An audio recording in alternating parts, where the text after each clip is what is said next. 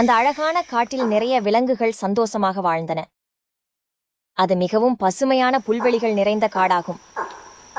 அந்த காட்டில் சுட்டி குரங்கு ஒன்றும் இருந்து வந்தது. அது மிகவும் சுட்டித்தனமும் சுறுசுறுப்பும் கொண்ட அன்பான குரங்காகும். காட்டில் எந்த விலங்கு உதவி என்று கேட்டாலும் சுட்டி குரங்குதான் ஓடி வந்து உதவி செய்யும். சுட்டி தம்பி, அருகில் உள்ள குளத்திற்கு தண்ணீர் எடுக்க போகிறேன். என் குழந்தைகளை பார்த்து கொள்வாயா?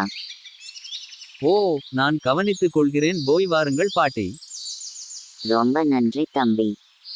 ஒரு நாள் சுட்டி குரங்கு வழக்கம் போல விளையாடும் போது ஒரு பாறாங்கல் தட்டி கீழே விழுந்தது. ஐயோ அம்மா, என்ன இது? இப்படி விழுந்து விட்டேனே. இது என்னவாக இருக்கும்? அங்கு ஒரு வயதான ஆமை இருந்தது. அதற்கு உடலில் காயம் இருந்ததால் எழுந்திருக்க முடியாமல் கஷ்டப்பட்டது. குரங்கு தம்பி, எனக்கு உதவி செய்வாயா? நான் ஆற்றின் கரை வரை செல்ல எனக்கு உன் உதவி தேவை. தாத்தா, மெதுவாக எழுந்திருங்கள், நான் உங்களுக்கு உதவுகிறேன். இவ்வாறாக ஆமை விடுதலை பெற சுட்டி குரங்கு உதவியது. சுட்டிக் குரங்கே, நீ மிகவும் நல்லவனாக இருக்கிறாய்.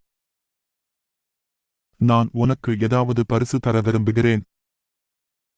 சுட்டித் தம்பி, இந்த மோதிரத்திதை உன் வாலில் மாட்டிக்கொள். அது நீ கேட்பதை தரும். ஆனால் பேராசைப்பட்டு தேவைக்கு அதிகமாக கேட்டுவிடாதே. அப்புறம் துன்பம்தான் வரும் என்று கூறிய ஆமை மறைந்துவிட்டது. குரங்கும் மோதிர வாளை கொண்டு தன்னிடம் உதவி கேட்கும் விலங்குகளுக்கு எல்லாம் உதவி செய்து வந்தது. செய்தி காட்டுத்தீ போல பரவி எல்லா விலங்குகளும் குரங்கிடம் உதவி கேட்டு வந்தன.